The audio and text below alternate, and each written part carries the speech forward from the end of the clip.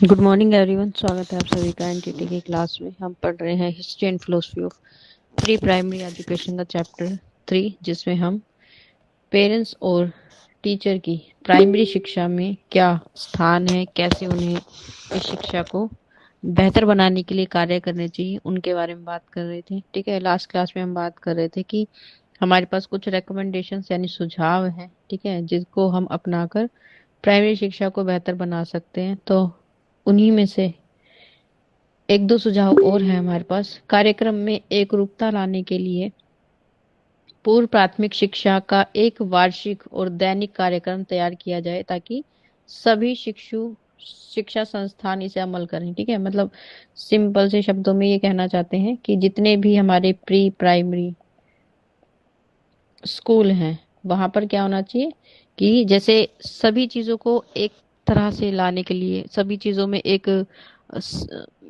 Regularity लाने के लिए हम क्या कर सकते हैं, प्री प्राइमरी स्कूलों में जो कार्यक्रम, मतलब जितनी भी एक्टिविटीज या गतिविधियां आप पूरे वर्ष भर में कराना चाहते हैं, उनका क्या कर लिया जाए, एक उसके लिए एक प्लानिंग कर ली जाए या उसकी एक रूपरेखा तैयार कर ली जाए कि एक वर्ष में, मतलब पूरे वर्ष में हम बच्चों को किस प्रकार की गतिविधियां कराएंगे, उसके विकास को लेकर, उसके डेवलपमेंट को, जो उसके हर प्रकार के डेवलपमेंट को फोकस करेगी। ठीक है, और उनमें भी क्या है कि एक वर्ष के लिए तो हम कर ही रहे हैं, लेकिन हर दिन कैसी एक्टिविटीज होंगी तो हम उसे क्या कर सकते हैं, डिवाइड कर सकते हैं। ठीक है, तो जैसे आपने देखा होगा कि बच्चों को क्या दिया जाता है, करिकुलम दिया जाता है। ठीक है, वो करिकुलम आपने देखा होगा जिसमें कि सिलेबस जिसे आप कहते हैं, ठीक है, करिकुलम जिसे हम कहते हैं, तो उसमें क्या होता है, वर्ष भर में क्या क्या होगा। ठीक है, कब से कब तक कक्षाएं लगेंगी, कब परीक्षाएं होंगी, कब टेस्ट होंगे, कब कौन सा हॉलीडे होगा, एक कैलेंडर की तरह हर एक चीज आपको उसमें देखने को मिलती है। ठीक है, कि हाफ ईयरली एग्जाम कब होंगे। तो ऐसा ही एक प्रारूप, ऐसी ही एक प्लानिंग हम प्री प्राइमरी स्कूल के लिए तैयार करना चाहते हैं, जिसमें हम जो भी चीजें, जो भी गतिविधियां कराना चाहते हैं, उसका एक पूरा पूरा क्या रखेंगे, कंटिन्यूटी के साथ उसमें हर एक चीज को अरेंज करेंगे कि किस समय बच्चों को कैसी गतिविधियां करानी चाहिए, और इसको जितने भी हमारे प्राइमरी स्कूल हैं वो क्या करें, इसको फॉलो करें। ठीक है, तो हम शिक्षा को ज्यादा और बेहतर और अच्छा, और आप कह सकते हैं कि हर एक चीज को लिए हमें विचार नहीं करना पड़ेगा, हम पूरी प्लानिंग एक साथ कर लेते हैं। तो हर दिन क्या नया करवाएं वो प्लानिंग भी आपको नहीं करनी पड़ेगी। फिर उसमें आपको पता है कि आज के लिए ये गतिविधि पहले से ही प्लान है, बस आपको उसके लिए क्या करना है, चीजों को अरेंज करना है, उस वातावरण को बेहतर बनाना है। तो वो आपका टास्क थोड़ा सा क्या होता है कि आपके बर्डन को रिड्यूस कर देता है। फिर कक्षा 1 और 2 में शिक्षकों को भी बाल केंद्रित तथा रोचक शिक्षण विधियों में प्रशिक्षित किया जाना चाहिए। ठीक है, कि जब हम बात कर रहे हैं कि प्री प्राइमरी जो एजुकेशन है वो बच्चों के अनिवार्य है, जब ये एजुकेशन बच्चा ले लेता है उसके बाद पता है आपको कि वो कौन से स्तर पर जाएगा, वो प्राथमिक एजुकेशन के लिए जाएगा, जहां पर वो पहली कक्षा में क्या ले रहा है, पहली बार प्रवेश ले रहा है। तो पहली कक्षा और दूसरी कक्षा को भी हम बहुत ज्यादा नहीं लेकिन कुछ हद तक क्या करें, उसमें भी ऐसी ट्रेनिंग जो है शिक्षक को दी जाए जिसमें वो अपनी शिक्षण विधियों को, यानी जितने भी मेथड्स ऑफ टीचिंग वो क्या कर रहे हैं, चूज कर रहे हैं बच्चों को सिखाने के लिए, वो कैसे होने चाहिए, चाइल्ड सेंटर होने चाहिए।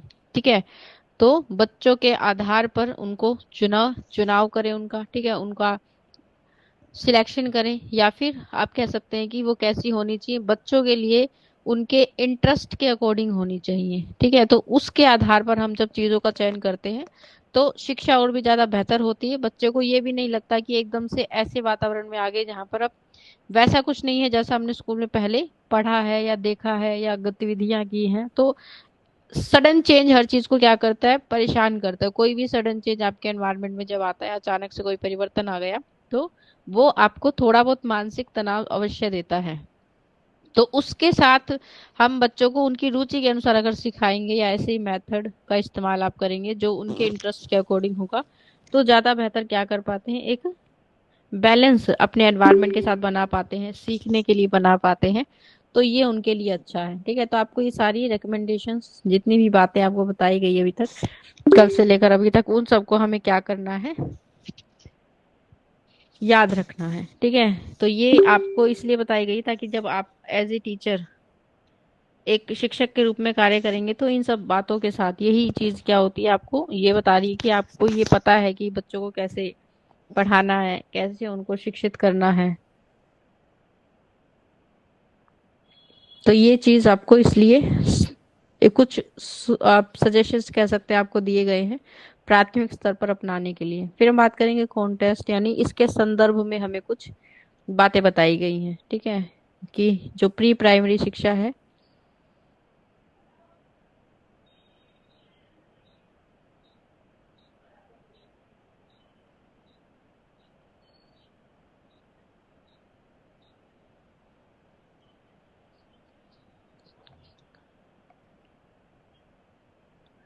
कॉन्टेक्स्ट की बात करेंगे यानी संदर्भ के अनुसार, यानी प्री प्राइमरी शिक्षा के संदर्भ में कुछ बातें यहाँ पर हमें बताई गई हैं। सबसे पहले मुरलीधरन आर शिशु उद्दीपन के लिए प्रेरक क्रियाएं, ठीक है, कि ये क्या है, एक तरह का प्रेरक, मतलब कुछ ऐसी एक्टिविटीज के बारे में यहाँ पर हमें बता रहे हैं कि ऐसी एक्टिविटीज जो बच्चे को क्या करेंगी, मोटिवेट करेंगी, तो उसके लिए हमें स्टिमुलस वेरिएशन का इस्तेमाल करना है। तो उन स्टिमुलस वेरिएशन में पहले भी हम बात कर चुके हैं कि किस किस तरह के स्टिमुलस वेरिएशन होते हैं हमारे पास, कि बच्चों को प्रेज करने के लिए, उनकी प्रशंसा के लिए हमें क्या क्या करना चाहिए।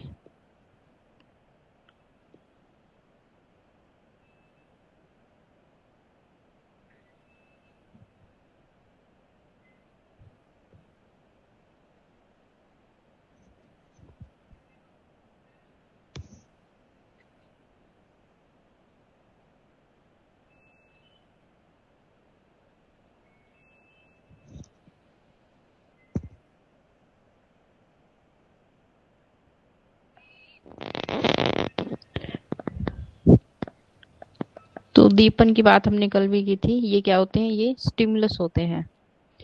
स्टिमुलस यानी जिसे आप प्रेज कहते हैं, जो बच्चों के लिए क्या है, एक तरह की प्रशंसा है, ठीक है। तो किसी प्रकार का छोटा सा कोई गिफ्ट, ठीक है, उनके लिए क्लैपिंग करना, ठीक है, या क्लैपिंग करवाना, या उनके लिए प्रशंसा में दो शब्द कहना, ठीक है। तो उनको एनकरेज करने के लिए आपने अगर उनकी बच्चों के सामने उनकी बढ़ाई की, या फिर ये कहा कि बहुत अच्छी पोएम सुनाई है, बहुत अच्छा काम किया है, सुंदर कार्य किया है, या फिर आपने देखा है कि राइटिंग बुक में अगर आप उसे एक लाइन को दूसरी लाइन से जोड़ना भी बता रहे हैं और वो बिल्कुल ठीक करके आ रहा है, तो उसके लिए आपने देखा है बच्चों को कॉपी में गुड, वेरी गुड, इस प्रकार के जो टास्क हैं, ये क्या कर रहे हैं, ये एक तरह का क्या है, उद्दीपन है, ठीक है, जो उसको क्या करेगा, मोटिवेट करेगा, ठीक है। तो ये मोटिवेशन उनके लिए बहुत जरूरी है, इसी को हम क्या कहते हैं, ये क्या है, उद्दीपन है, कि हम ऐसी चीजों का इस्तेमाल करें बच्चों को सिखाने के लिए कि उनको प्रेरणा मिले। तो आप ऐसे शब्दों का, ऐसी चीजों का इस्तेमाल कर सकते हैं, ठीक है, जो बहुत ज्यादा, ऐसा नहीं है कि एक बहुत कॉस्टली गिफ्ट्स उनके लिए अरेंज करने हैं आपको, बच्चे छोटी छोटी बातों से बहुत ज्यादा मोटिवेट हो जाते हैं। तो उस मोटिवेशन के लिए आपको उन्हें क्या करना है, थोड़ा सा ऐसी चीजों के साथ उनके काम को प्रेज करना है, उनकी प्रशंसा करनी है, ताकि वो बेहतर तरीके से क्या कर सके, परफॉर्म कर सके, जो भी चीज वो कर रहे हैं उसको देखकर उन्हें ये प्रशंसा मिले कि ये उन्होंने किया है और अब वो इससे भी ज्यादा बेहतर, तो उन्हें खुद से सेल्फ मोटिवेशन मिलने लगता है कि वो अब और भी अच्छा जो है इसमें करेंगे और भी अच्छी प्रशंसा को प्राप्त करेंगे। तो ये मोटिवेशन होता है कि उद्दीपन। फिर पूर्व प्राथमिक शिक्षा मार्गदर्शिका 1992, राज्य शिक्षा संस्थान इलाहाबाद उत्तर प्रदेश, ठीक है, कि ये क्या है, एक मार्गदर्शिका है, ठीक है, मतलब कि एक गाइडलाइन आपको दी हुई है इसमें, जो हमें ये बताती है कि हमें पूर्व प्राथमिक शिक्षा के लिए क्या क्या करना चाहिए, ठीक है। तो ये आपको एक गाइडलाइन यहाँ पर बताई हुई है कि एक मार्गदर्शिका निकाली गई थी 1992 में, जो हमें प्री प्राइमरी एजुकेशन में कैसी कैसी चीजों को साथ लेकर चलना चाहिए, उसको किस प्रकार से हमें बेहतर बनाने के लिए प्रयास करना चाहिए, कैसी ट्रेनिंग हमें अध्यापकों को करानी चाहिए, ठीक है।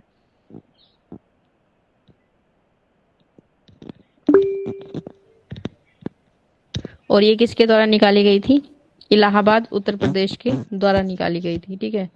तो ये प्रोग्राम आपको ये बताता है कि हमें फोकस, मेन फोकस जो है आपका किस पर रहना चाहिए, होलिस्टिक डेवलपमेंट पे, होलिस्टिक चाइल्ड डेवलपमेंट पे, कि बच्चे का जो सर्वांगीण विकास है हम उस पर फोकस करेंगे, ठीक है। हाँ, बच्चे की जो फाउंडेशन है, मतलब उसका जो आधार है, ठीक है, उस फाउंडेशन को क्या बनाएंगे, बेहतर बनाएंगे फॉर एलिमेंट्री एजुकेशन। ठीक है, कि आने वाली जो शिक्षा है हम उसके लिए उसको क्या कर रहे हैं, तैयार कर रहे हैं। तो इसके लिए आप बहुत सारे क्या कर सकते हैं, एड्स का इस्तेमाल कर सकते हैं। एड्स का मतलब क्या होता है, उपकरण। ठीक है, जिन्हें हम क्या कहते हैं, टीचिंग एड्स कहते हैं। मतलब शिक्षा की सामग्री के संसाधन आप कह सकते हैं, सामग्री आप कह सकते हैं।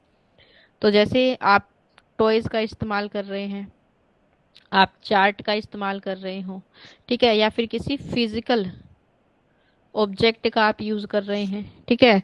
और आप देख रहे हैं क्योंकि टेक्नोलॉजी जो है वो बहुत तेजी से शिक्षा के क्षेत्र में विकसित हो रही है, तो अब आपके पास बहुत सारे ऑप्शन हैं। जैसे आप ऑडियो विजुअल एड्स का इस्तेमाल कर सकते हैं। ठीक है, ऑडियो विजुअल एड्स मतलब ऐसी सामग्री जिसमें बच्चे को सुनाई भी देता हो, दिखाई भी देता हो। जैसे वीडियोस आप देखते हो, तो प्रोजेक्टर आपके स्कूल में है तो आप उसका इस्तेमाल कर सकते हैं बच्चों को स्टोरी सिखाने के लिए या दिखाने के लिए, उससे कुछ नई चीजें। तो 1992 जो है वो इस पर फोकस करती है कि हमें अपनी एजुकेशन को बेहतर बनाने के लिए बच्चे के इंफ्रास्ट्रक्चर पर, ठीक है, मटेरियलिस्टिक चीजों पर क्या करना है, फोकस करना है। कि उनके लिए सुटेबल गेम्स हो, ठीक है, ब्लैक बोर्ड का यूज प्रॉपर किया जाए, चार्ट्स उनको दिखाए जाएं। और टेक्नोलॉजी के क्षेत्र में भी वंचित ना रहे बच्चे, क्योंकि अब हमारे पास बहुत सारी सुविधाएं उपलब्ध हैं। तो आप रेडियो कैसेट्स इनका भी इस्तेमाल कर सकते हैं बच्चों के एनवायरनमेंट को बेटर बनाने के लिए। ठीक है, क्योंकि हम बात भी करते हैं कि प्राइमरी स्तर पर हम बच्चों को उनकी ज्ञान इंद्रियों से जब सिखाते हैं तो वो और भी ज्यादा सेंस ऑर्गन से और भी ज्यादा। तो देखना, ऑडियो विजुअल यूज ऐसा ही है कि वो जो क्या है आप देख रहे हैं अपनी आंखों से, सुन रहे हैं अपने कानों से। ठीक है, उसके साथ एक क्या होती है, फीलिंग भी कनेक्ट होती है कि आपको दिख रहा है, वास्तविकता में ऐसा होता है तो माइंड जो है उससे जल्दी बेटर कनेक्ट होता है। तो ये चीज क्या करती है, आपको बेहतर विजुअलाइजेशन क्रिएट करती है। बच्चे के मस्तिष्क में ये चीजें लंबे समय तक बनी रहती हैं जो भी वो सीख रहा है। तो नैतिक, जैसे आप उसे मोरल एजुकेशन देना चाहते हैं कि कैसे किसी की मदद करनी चाहिए, कि क्या परिस्थिति होती है, क्या क्या हो सकता है,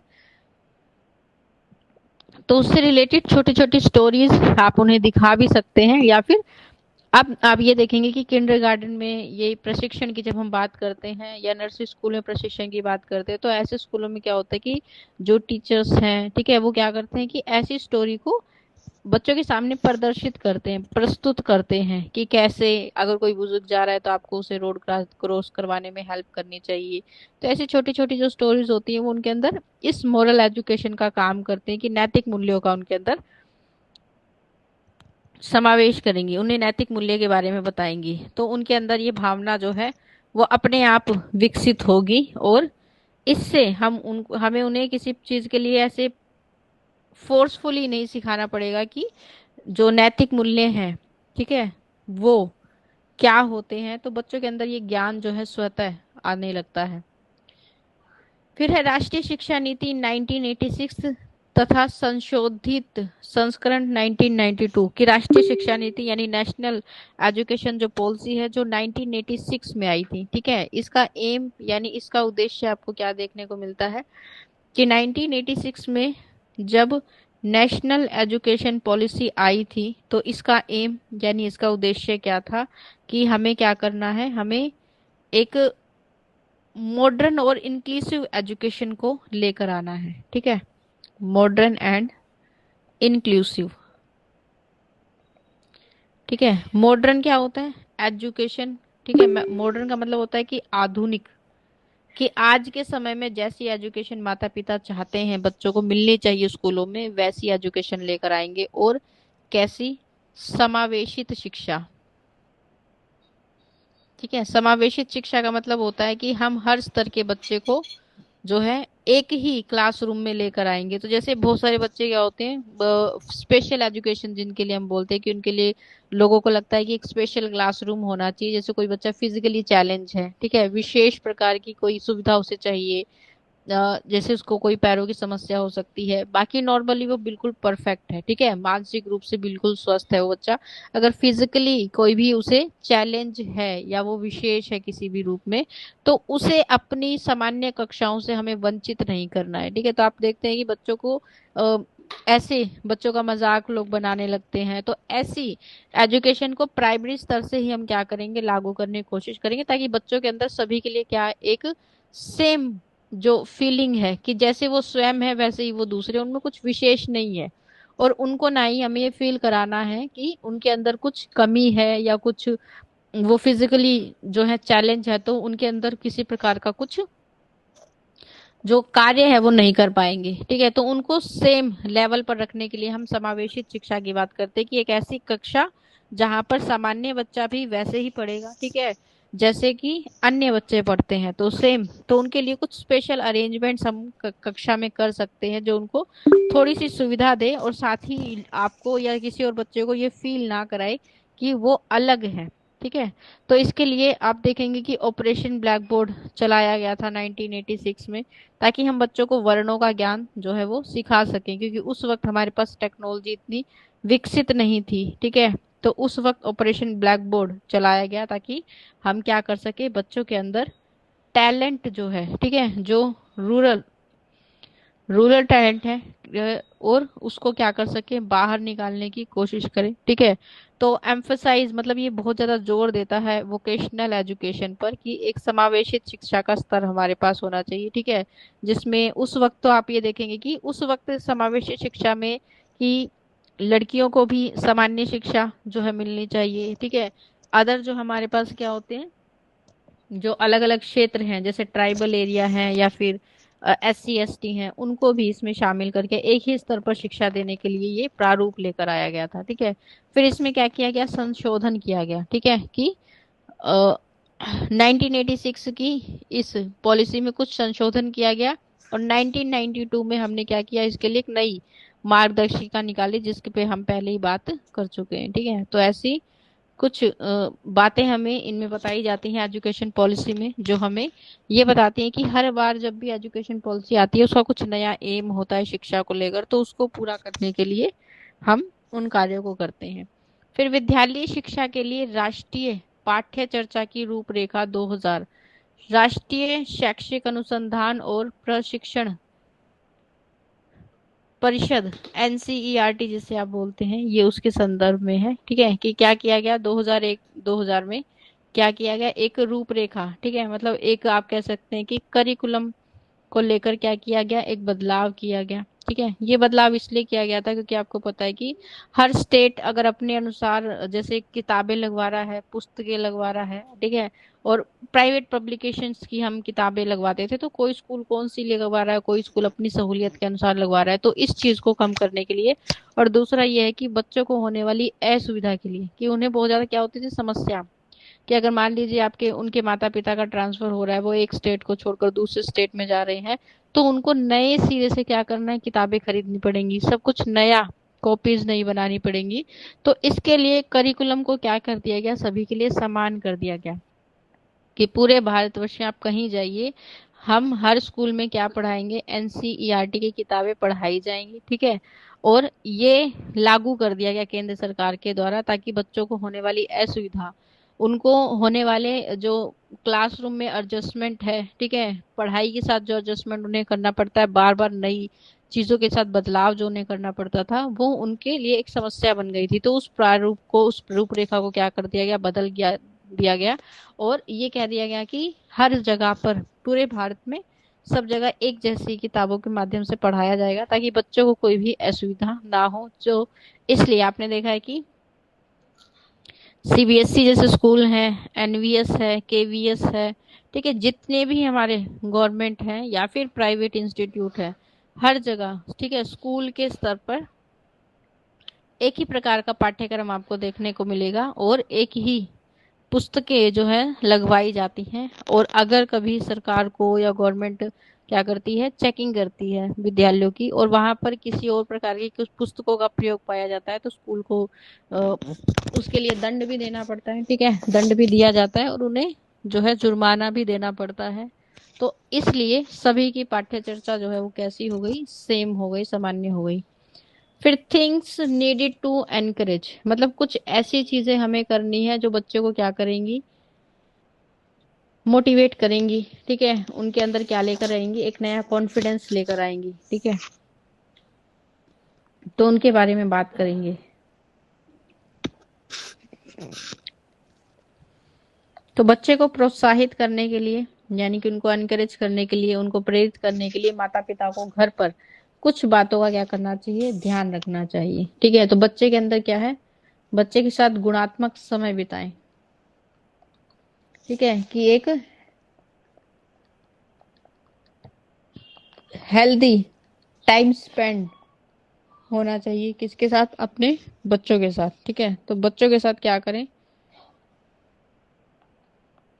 एक अच्छा समय व्यतीत करें, और उसके लिए आप अपनी गतिविधियों को भी प्लान कर सकते हैं विद देयर चिल्ड्रन, कि अपने बच्चों के साथ एक अच्छा क्वालिटी टाइम आपको स्पेंड करना है। ठीक है, तो इसके लिए आप क्या कर सकते हैं कि बच्चों को हम उनके अंदर क्वालिटी, मतलब हम उनके अंदर गुणवत्ता को बनाना चाहते हैं, अच्छी चीजों को उनके दिनचर्या का हिस्सा बनाना चाहते हैं, गुड हैबिट्स उनके अंदर लेकर आना चाहते हैं। तो इस क्वालिटी टाइम में जैसे आप उनके साथ कोई गेम खेल सकते हैं। ठीक है, या फिर आप उनके साथ क्या कर सकते हैं, चित्रकारी कर सकते हैं, पेंटिंग आप कर रहे हैं बच्चे के साथ। ठीक है, या फिर वेस्ट मटेरियल से कुछ बना रहे हैं, ताकि बच्चे के अंदर जो है वो वेस्ट मटेरियल से कुछ भी नया बनाना, कुछ भी क्रिएट करने को, तो ये उसके अंदर क्या लेकर आता है, क्रिएटिविटी लेकर आता है। ये उसकी कल्पना शक्ति को विकसित करता है, मतलब उसके मस्तिष्क में क्या लेकर आएगा, कुछ नया सृजन करने की जो बातें हैं उनको लेकर आता है। तो बच्चा क्या बनता है, सेल्फ कॉन्फिडेंस बनता है। ठीक है, अपनी बातों को आपसे क्या करेगा, वो शेयर करेगा पूरे दिन, उसने जो भी किया है स्कूल में, विद्यालय में जितनी बातें होती हैं। तो ये आपके साथ आपके बच्चे की एक नई कनेक्टिविटी आप कह सकते हैं कि उसको बनाने में ये सहयोग करता है। तो इसलिए आपको चाहिए एक माता पिता के रूप में आप अपने बच्चे के साथ अवश्य, चाहे थोड़ा ही समय व्यतीत करें, लेकिन समय व्यतीत करें। इससे आपको बच्चे के बारे में ये पता लगता है कि वो कैसे प्रोग्रेस कर रहा है। ठीक है, उसके व्यवहार में क्या परिवर्तन आ रहा है। ठीक है, क्या क्या चेंजेस आ रहे हैं, क्या पर वो परिवर्तन उसके लिए अच्छे हैं या नहीं है। तो इन प्रोग्रेस को बारे में जानने के लिए आपको थोड़ा सा वक्त उनके साथ स्पेंड करना चाहिए। और ये इसलिए भी जरूरी है ताकि आपको ये पता, मतलब कोई दूसरा आपको आकर आपको ये ना बताए कि आपके बच्चे में ये नेगेटिविटी है या ये पॉजिटिविटी है। आपको स्वयं को इसके बारे में पता होनी चाहिए। तो रेगुलरली थोड़ा सा समय उसके साथ व्यतीत करने से आप अपने बॉन्ड को और बेहतर बना सकते हैं, अपने बच्चे के विकास को समझने में आपको सहायता मिलती है, उसमें आए हुए परिवर्तन चाहे वो अच्छे हों चाहे वो बुरे हों, दोनों के बारे में आपको सही समय पर जानकारी मिलेगी, और आप सही समय पर क्या कर सकते हैं, एक्शन ले सकते हैं जो उसके लिए सकारात्मक बदलाव लेकर आएंगे, पॉजिटिव चेंज उसके माइंड में लेकर आएगा।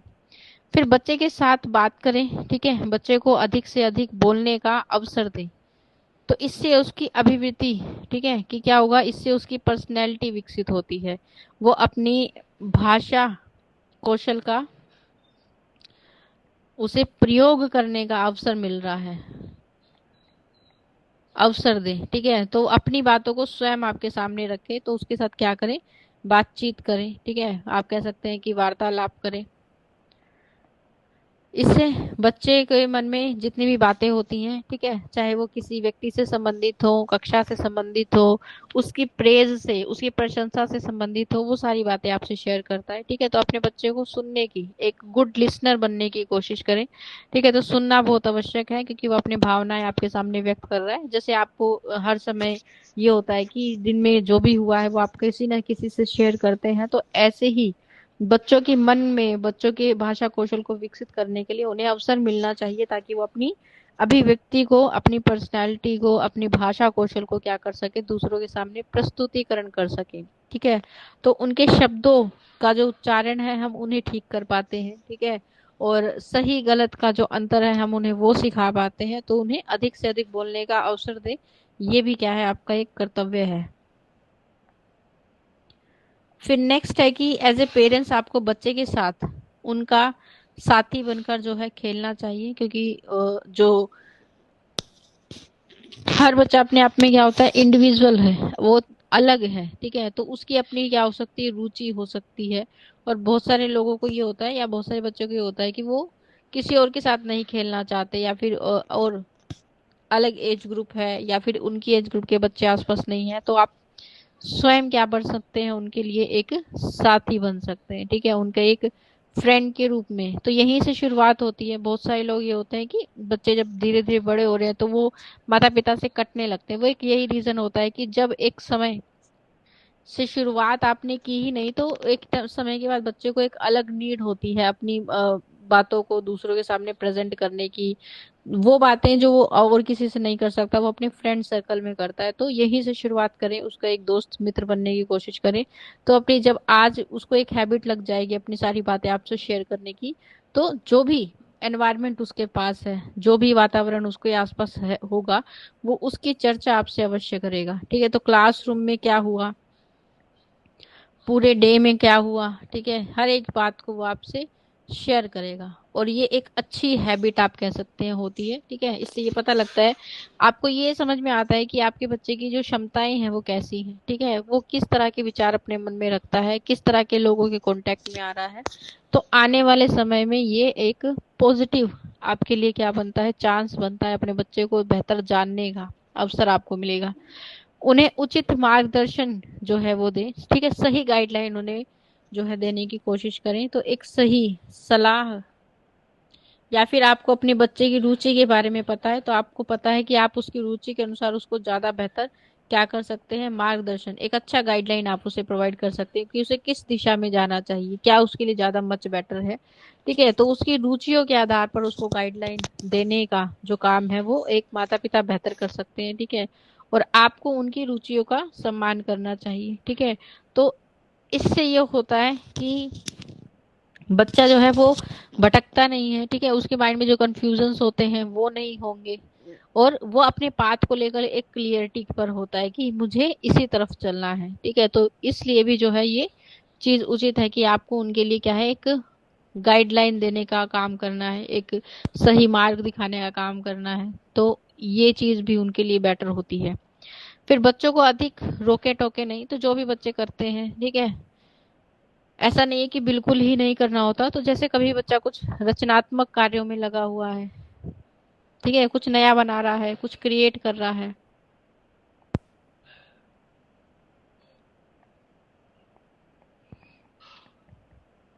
तो रचनात्मक कार्य, या फिर मान लीजिए वो ड्राइंग कर रहा है, पेंटिंग कर रहा है, वो भी एक तरह का रचनात्मक कार्य होता है, क्योंकि बच्चा कुछ नया चित्र बना रहा है, उसमें कुछ नए रंग अपनी कल्पना, अपनी इमेजिनेशन के बेस पर भर रहा है। ठीक है, तो बहुत बार क्या होता है कि माता पिता को लगता है कि क्यों कर रहे हैं, क्योंकि स्कूल से नहीं दिया है, ठीक है, तो क्यों करना है, कलर वेस्ट हो रहे हैं, ऐसी भावनाएं मन में बिल्कुल भी ना लाए।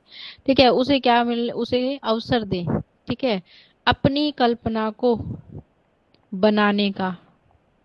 ठीक है, तो जब आज वो अपनी कल्पना के आधार पर, इमेजिनेशन के बेसिस पर कुछ नया क्रिएट कर पा रहा है, तो ये उसके अंदर क्या लेकर आती है, एक रुचि उत्पन्न करती है। ठीक है, अपने वास्तविक जीवन के साथ, रियल लाइफ के साथ उसको जोड़ने का प्रयास करता है। तो वास्तविकता के आधार पर चीजों को बनाने की कोशिश करेगा, रियल लाइफ बेस्ड। ठीक है, और वैसी चीजों को करने की कोशिश करेगा जो उसके वे ऑफ इंटरेस्ट की हैं, जैसे कुछ नया बनाना, पेंटिंग से कुछ नया क्रिएट करना, या फिर कोई नया खेल उसने या गेम का कोई चीज ऐसा बनाया है। ये हर एक चीज उसकी क्रिएटिविटी को दर्शाता है। तो उसको ज्यादा रोकने टोकने, या फिर बच्चा क्या करता है, जैसे बच्चे बहुत ज्यादा प्रश्न पूछते हैं, तो उन प्रश्नों के लिए भी आप क्या करते हैं, उनको रोकते हैं कि हर वक्त नहीं बोलना चाहिए। जैसे मान लीजिए कोई गेस्ट आपके यहाँ घर में आ रहा हो, कोई नई या रोचक चीज बच्चा देख रहा है और पूछ रहा है ये क्या है, तो आप कहते हैं नहीं ऐसे नहीं पूछते। तो उसको इस प्रकार से रोकने टोकने की कोशिश ना करें। मतलब अगर वो सही कार्य कर रहा है, ठीक है, कुछ जानने का इच्छुक है, जिज्ञासा है, क्यूरियोसिटी है किसी चीज को लेकर, तो उसकी क्यूरियोसिटी को उसके प्रश्नों के उत्तर देकर शांत करें, उसे चुप करवा कर नहीं। ठीक है, तो इससे वो एक अच्छा लर्नर बनता है। ठीक है, सीखने के लिए प्रेरित रहता है, हमेशा कुछ ना कुछ सीखने की कोशिश करेगा। बच्चे की बातों को धैर्य से सुने। ठीक है, तो बहुत बार क्या होता है कि बच्चा बोल रहा है, आप अपने ही काम में लगे हुए हैं। ठीक है, तो एक थोड़ा सा पेशेंस आपके अंदर होना चाहिए उस चीज को लेकर। ठीक है, तो एक अच्छे लिसनर बनने की कोशिश करें।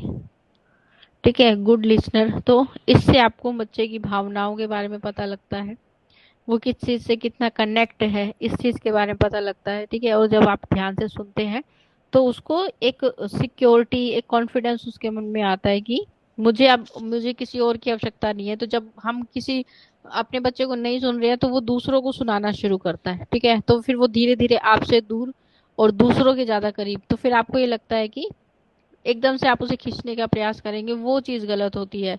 तो खुद ही आप कोशिश करें कि आप एक अच्छे लिसनर बने। जो कौशल हम बच्चों के अंदर विकसित करना चाहते हैं भाषा का, ठीक है, एक अच्छे लिसनर का, वो पहले आप भी अपने अंदर विकसित करें और बच्चे को वो सिखाने का प्रयास करें। तो धैर्य के साथ उन्हें सुने, चाहे वो कोई भी बात आपको बता रहे हैं तो अपनी जो भी दिनचर्या वो आपको सुना रहे हैं, आपको उन्हें ध्यान से सुनना चाहिए एक अच्छे लिसनर की तरह। क्योंकि जब तक हम ध्यान से सुनते नहीं है, हमें पूरी तरह बात का या समस्या का पता नहीं लगता है। फिर बच्चे को खिलौने और उसके स्तर की चित्र पुस्तकें दें, ठीक है। तो जैसे एज ग्रुप की हम बात करते हैं कि अलग अलग एज ग्रुप के आधार पर क्या होते हैं, अलग अलग तरह के टॉयज होते हैं, पेंटिंग की बुक होती हैं। तो उसके जो भी उसका जो मानसिक लेवल है, मानसिक जो उसका स्तर है, उस आधार पर उसके लिए क्या करें, जो भी मटेरियल आप अरेंज कर रहे हैं, चाहे वो खेलने के लिए है, उसकी अरेंजमेंट उस आधार पर करें ताकि वो उसके विकास में क्या करे, सहायता करे, ठीक है। तो जैसे पहले ही मैंने आपको बताया था कि जब भी आप किसी शॉप पर जाएंगे, ठीक है, और बच्चे के लिए टॉयज की डिमांड करते हैं तो वो सबसे पहले आपसे यही प्रश्न पूछते हैं कि बच्चे की एज ग्रुप क्या है। क्योंकि एज ग्रुप के अकॉर्डिंग उसके लिए चीजें बनाई जाती हैं, वो भी उस चीज को इंडिकेट करती हैं, उस चीज को दर्शाती हैं कि बच्चे की एज के अकॉर्डिंग हमें कैसे चीजें उसको देनी चाहिए या कैसे टॉयज उसके लिए लेने चाहिए, जो उसको क्या करेंगे, उसको सिखाने की कोशिश करेंगे, ठीक है, कुछ नया। तो आप जब इन्फेंसी पीरियड में बच्चा 0 से लेकर 2 वर्ष का है तो आप ये देखेंगे टॉयज लेने जाएंगे तो आपको बहुत सारे म्यूजिकल टॉयज देखने को मिलते हैं, ठीक है। या फिर ऐसे टॉयज जो बच्चा क्या कर सकता है, क्योंकि उस एज में बच्चों को लगता है कि हर चीज हम अपने माउथ में रख सकते हैं, उठाकर वो अपने मुंह में रख लेता है। तो ऐसे मटेरियल्स दिए जाते हैं जो बच्चा आसानी से क्या कर सके, अगर वो अपने माउथ में रख रहा है तो किसी प्रकार का उसे कोई टॉक्सिक मटेरियल नहीं होगा। तो नॉन टॉक्सिक मटेरियल से बने हुए जो एलिमेंट हैं वो उसके लिए होते हैं, सॉफ्ट टॉयज उसके लिए होते हैं। तो ऐसे एलिमेंट आपको, ऐसे टॉयज आपको देखने को मिलेंगे।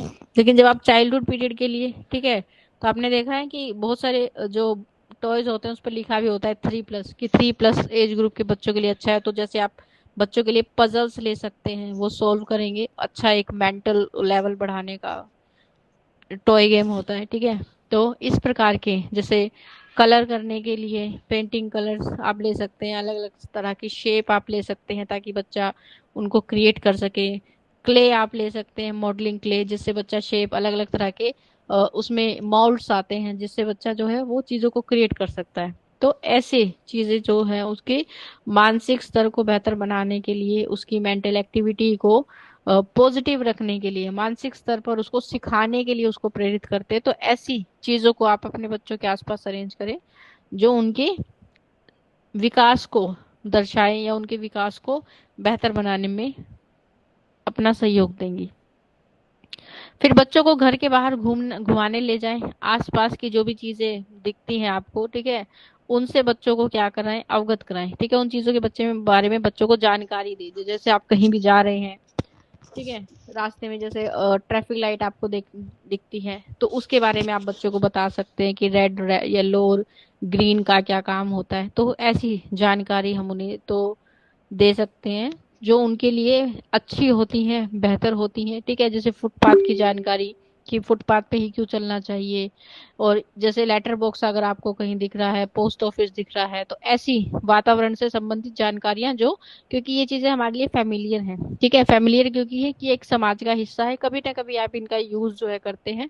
तो बेसिक सी चीजें हैं, आप उनके बारे में छोटी छोटी बातें उन्हें बता सकते हैं जो उनके विकास को आगे बढ़ाती हैं, उनको थोड़ी नॉलेज देती हैं, ठीक है। तो जैसे सन है, मून है, इनके बारे में भी नॉलेज देना, तो उनकी तरफ ध्यान दिलाएं ताकि बच्चे को खुद छोटी छोटी बेसिक सी नॉलेज होने लगे। धीरे धीरे जो है उनके मानसिक विकास को, मतलब कि बच्चे को अच्छे स्तर पर सोचने के लिए प्रेरित कर रहे हैं हम, ठीक है, कि एक इमेजिनेशन का नया रूप आप उन्हें दे रहे हैं। तो स्टोरी के माध्यम से आप उन्हें बता सकते हैं, ठीक है। और किसी अन्य प्रकार की, जैसे भाषा के लिए कविताओं के आधार पर कविताएं सुनाकर या फिर कोई गीत गाकर आप उन्हें इन सब चीजों के बारे में बता सकते हैं। तो बच्चे को जब भी बाहर लेकर जाएं, और अवश्य लेकर जाएं, तो इससे उनके मानसिक विकास को जो हम विकसित कर पाते हैं, उनके विचार करने की शक्ति को आप विकसित कर पाएंगे। फिर बच्चे की तुलना जो है वो किसी दूसरे व्यक्ति के साथ ना करें। हर बच्चे की क्षमता क्या होती है, भिन्न होती है। ठीक है, ये चीज आपको ये बताती है कि हम किस चीज के बारे में बात कर रहे हैं। हम इंडिविजुअल डिफरेंस के बारे में बात कर रहे हैं।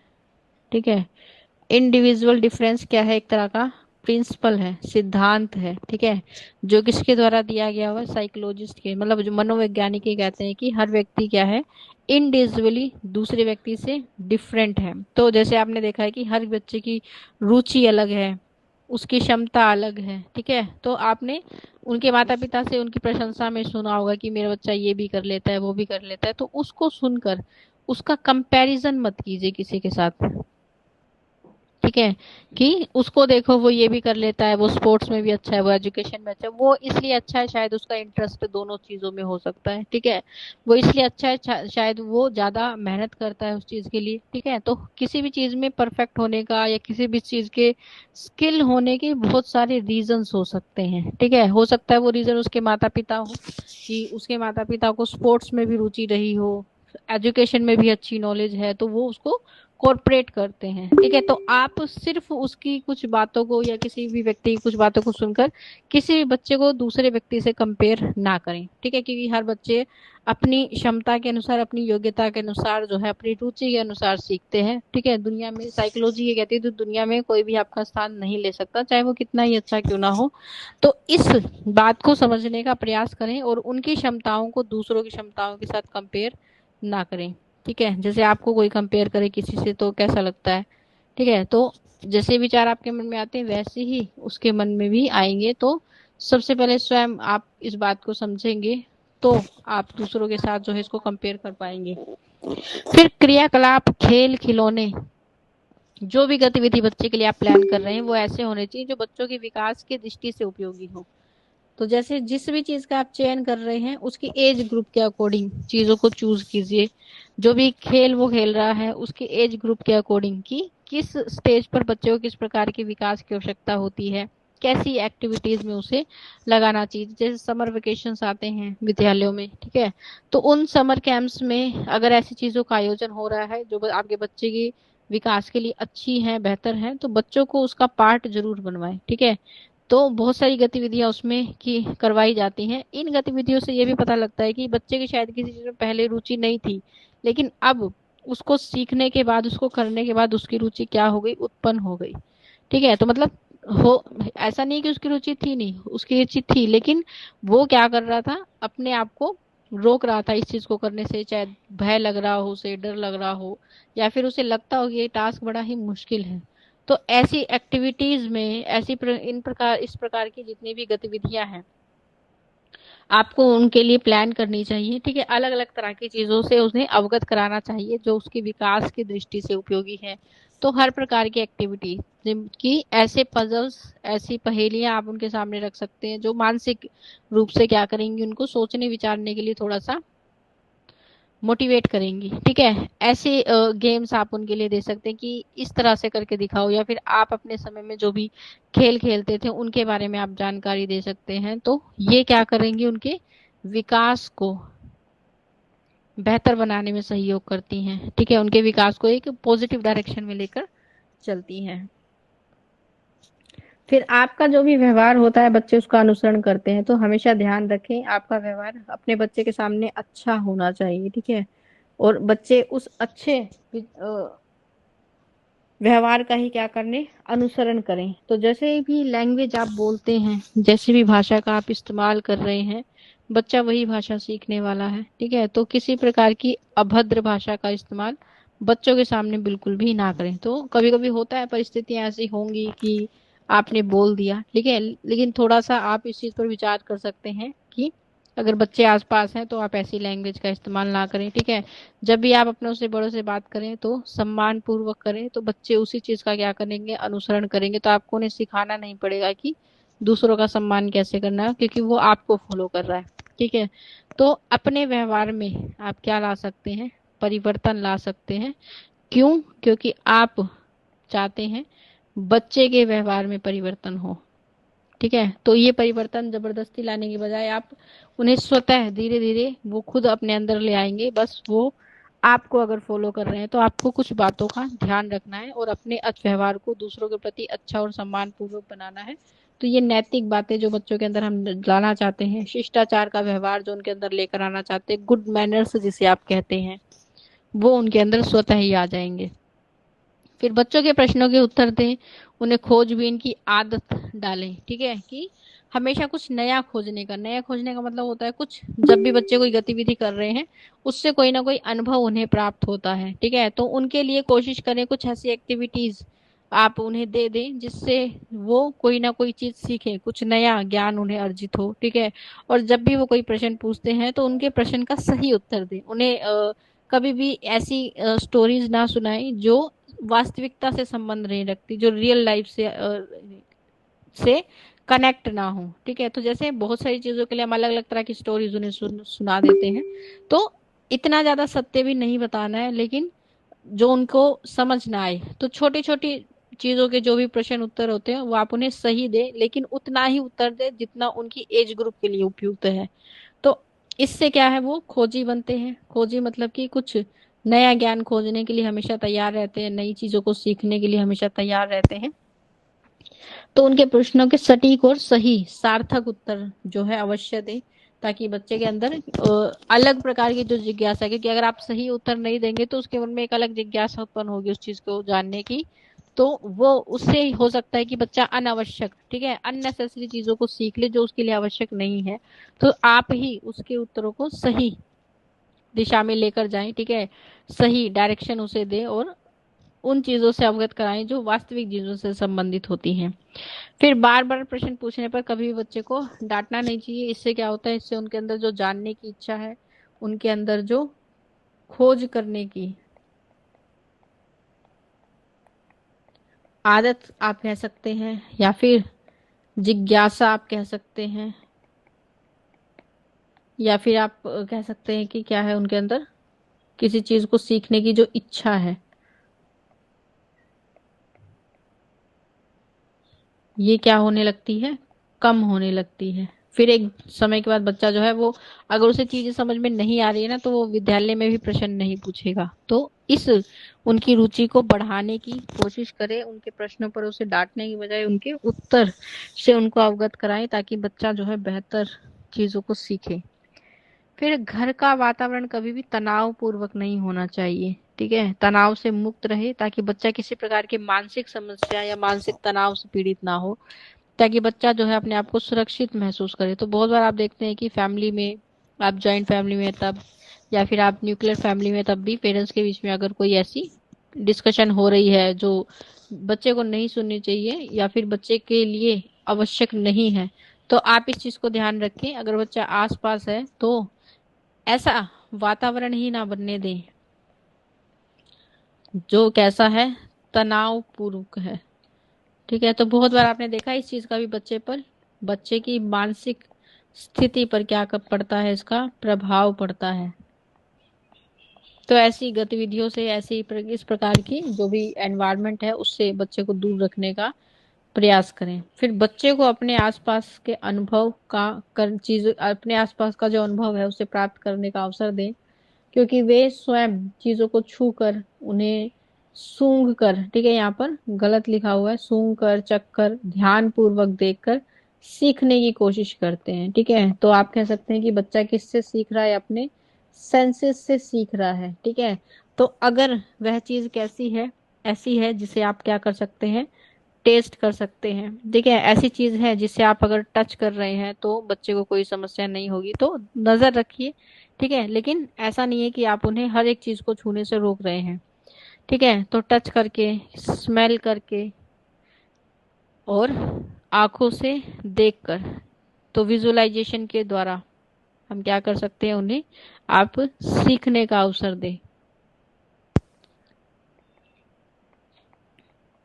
तो जब वो अपने सेंसेस से सीखते हैं तो उससे भी उन्हें क्या मिलता है, एक नया अनुभव मिलता है। और वो अनुभव भी क्या करता है, उन्हें नया ज्ञान देता है, नया ज्ञान मिलेगा उन्हें, कुछ नई नॉलेज जो है उससे प्राप्त होगी। तो उनको हमेशा अवसर दे अपनी ज्ञान इंद्रियों से, अपने सेंस ऑर्गन से सीखने का। फिर बात करेंगे प्रॉफिट की। प्रॉफिट यानी कि लाभ के बारे में।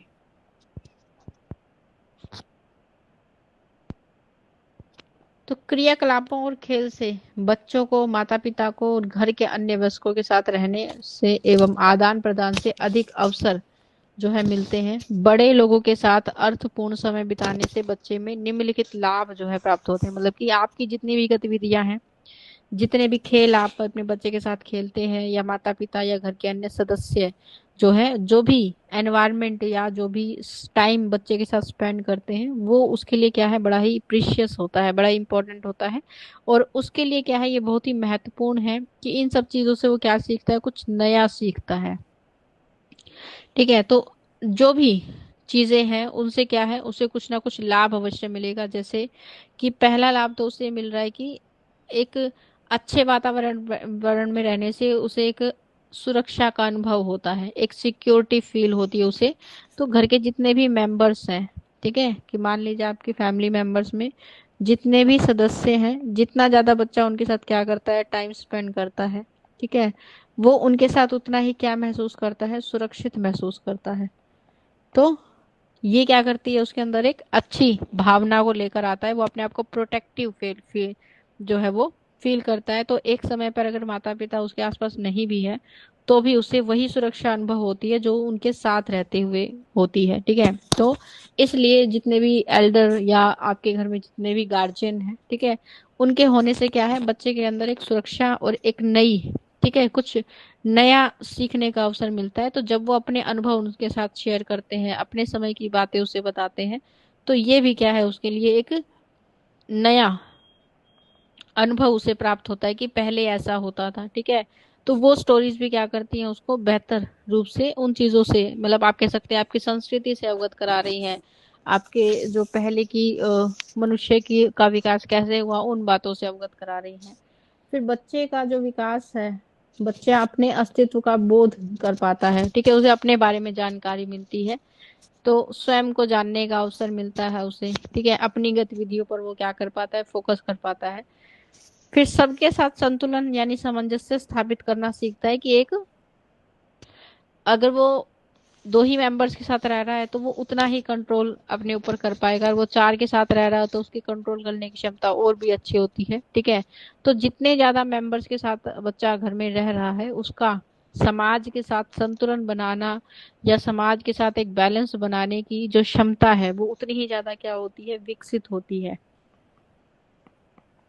ठीक है, तो इससे क्या है, उसके अंदर एक क्या है, एक समाजीकरण की भावना जो है उत्पन्न होती है। ठीक है, तो समाज के साथ एक संतुलन, तो जब भी वो क्या होगा, मान लीजिए एक समाज का एक हिस्सा बनेगा या किसी कार्य को करेगा, जो वहां पर उसे एक टीम मिलेगी, ठीक है, उस कार्य को करने में वो क्या करेगा, सभी के साथ एक बैलेंस बनाकर चलेगा, क्योंकि सभी परिवार में जितने भी लोग होंगे आपके, आप सभी को पता है कि किसी का व्यवहार समान नहीं होता, सबका व्यवहार अलग अलग होता है। तो अलग अलग व्यक्तियों के व्यवहार को देखकर उसे एक नया अनुभव प्राप्त होता है।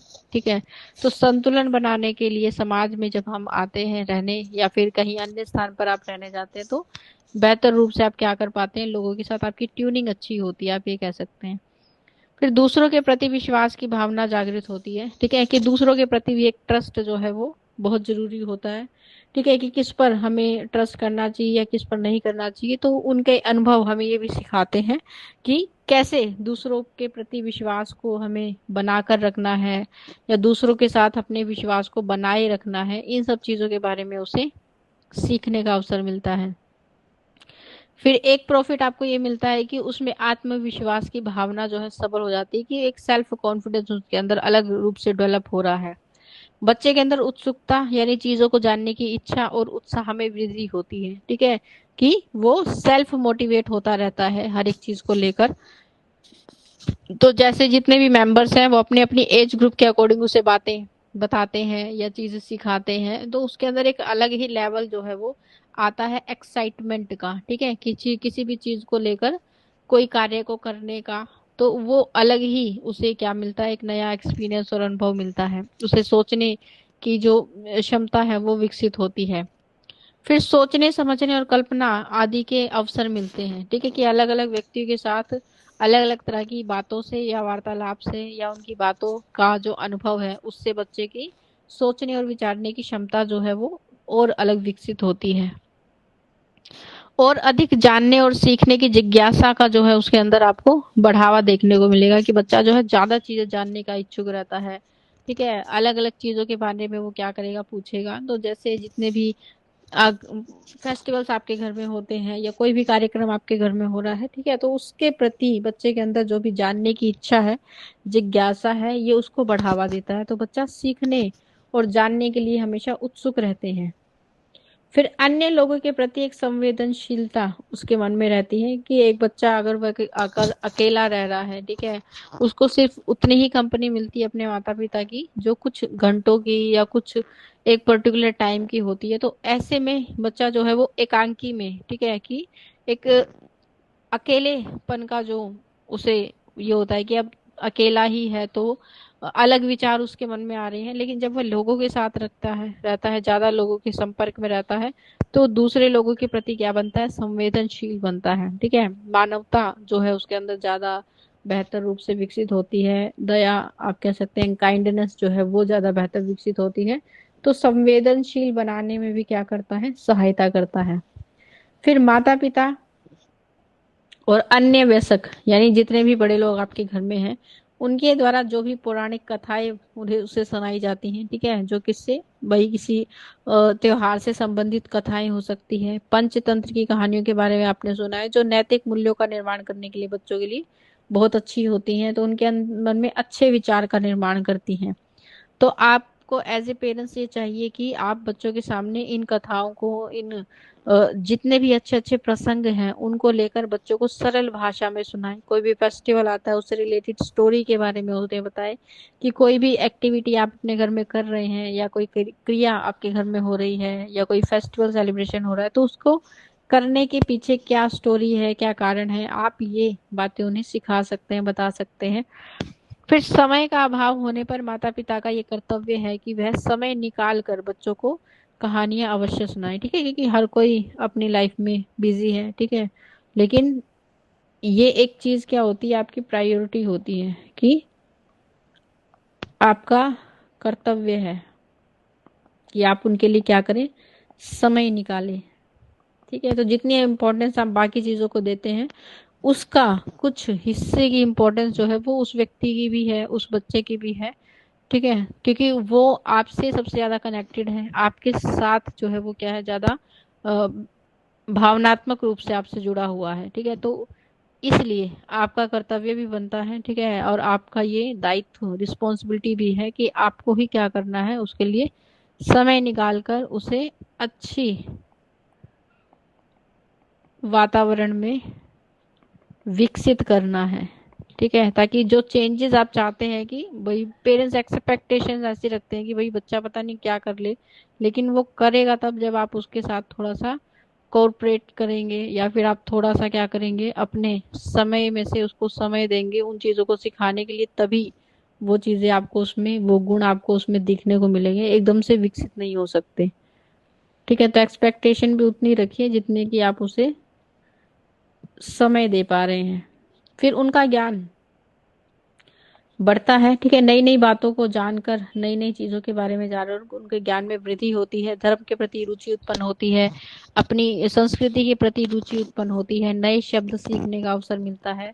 इसके अतिरिक्त तो उनकी पुस्तकों के प्रति रुचि भी विकसित होती है। एक समय के बाद आप देखेंगे कि बच्चा स्वयं स्टोरी पढ़ रहा है, स्टोरी बुक पढ़ रहा है। तो जब माता पिता या कोई परिवार का सदस्य बच्चों के साथ मिलकर कोई गीत गा रहा है या खेलता है, तो बच्चे का जो विकास है वो और अलग ही दिशा में होता है। तो उन्हें नजदीक पाकर वो बहुत खुश अनुभव करता है, वे अपने आप को सुरक्षित महसूस करता है। लेकिन आजकल के जीवन में आपने देखा है कि हम सब इतनी तेजी से भाग रहे हैं कि किसी के पास समय नहीं है, जो भी समय बचता है उस समय में हम फोन चला रहे होते हैं। ठीक है, तो माता पिता को अपने बच्चे के साथ खेलना, ठीक है, समय व्यतीत करना चाहिए, उसे अच्छी अच्छी कहानियां, स्टोरी उसे सिखानी चाहिए, ताकि वो परिवर्तन जो आप चाहते हैं कि एक एज के बाद बच्चे के अंदर व्यवहार में होना चाहिए, वो आपके साथ टाइम स्पेंड करे, तो उससे पहले आपको उसके साथ क्या करना पड़ेगा, थोड़ा सा वक्त बिताना पड़ेगा। फिर उचित खेल क्रियाओं द्वारा माता पिता और बच्चे एक दूसरे को क्या कर सकते हैं, ठीक से समझ सकते हैं। ठीक है, कि अगर आप समय व्यतीत करेंगे तभी आप बच्चे की भावनाओं को समझ पाते हैं। और अगर आज आप समय व्यतीत कर रहे हैं तो एक टाइम ऐसा भी आएगा जब आपको लगता होगा कि आपके बच्चे को आपके साथ समय व्यतीत करना चाहिए। तो दोनों स्थितियां कब बनती है, जब आप आज उसके साथ वो कोऑपरेशन, वो संतुलन बनाकर चल रहे हैं, उसके साथ कनेक्ट होकर चल रहे हैं, तभी वो आपकी भावनाओं को समझ पाएगा। तो एक दूसरे को समझने के लिए समय जो है वो देना बहुत आवश्यक है। फिर अगर माता पिता बच्चों के आसपास के वातावरण को समझने में सहायता देते हैं तो बच्चे का जो सामान्य ज्ञान है, मतलब सामान्य यानी जो जनरल उसकी नॉलेज है वो बढ़ती है।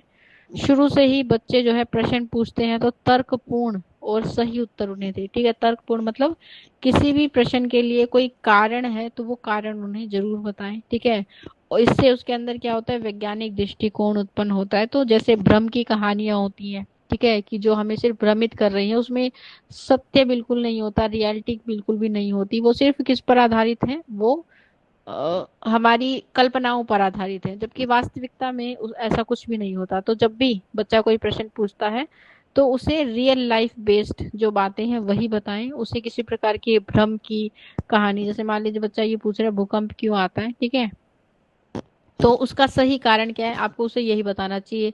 किसी प्रकार की मनगढ़ंत कहानी सुनाकर बच्चे को भ्रमित मत करें। तो ऐसा करने से बच्चे के अंदर वैज्ञानिक दृष्टिकोण, तो कभी भी बच्चे को कोई बात अगर कोई अगल अलग व्यक्ति बता रहा है तो वो उस पर तभी विश्वास करेगा जब उसको लगेगा कि हाँ रियलिटी ऐसी हो सकती है। तो इसी को हम क्या कहते हैं, वैज्ञानिक दृष्टिकोण, कि किसी चीज को समझने के लिए आप उस लेवल का इस्तेमाल कर रहे हैं जो सोचने के लिए आपको कहता है, विचार करने की क्षमता, क्योंकि आपके अंदर बुद्धि है, आपके अंदर मस्तिष्क है, आप उसका इस्तेमाल कर सकते हैं। तो किसी की भी भ्रम की बातों में आकर किसी भी चीज पर वैसे ही विश्वास कर लेना नहीं चाहिए। इस जो दृष्टिकोण है इसको विकसित करने में ये सहायता करता है। फिर समुचित उद्दीपन क्रियाओं के माध्यम से शिशुओं में जिज्ञासा प्रवृत्ति को जागृत करना। ठीक है, कि ज्यादा से ज्यादा आप क्या करें, प्रेज का इस्तेमाल करें, ज्यादा से ज्यादा आप स्टिमुलस यानी कि ऐसे मटेरियल का इस्तेमाल करें, ऐसे शब्दों का इस्तेमाल करें जो बच्चे को सीखने के लिए प्रेरित करें, उसके अंदर एक जिज्ञासा की जो प्रवृत्ति है उसको डेवलप करें। इससे बच्चा जो है वो बेहतर रूप से विकसित होता है। ठीक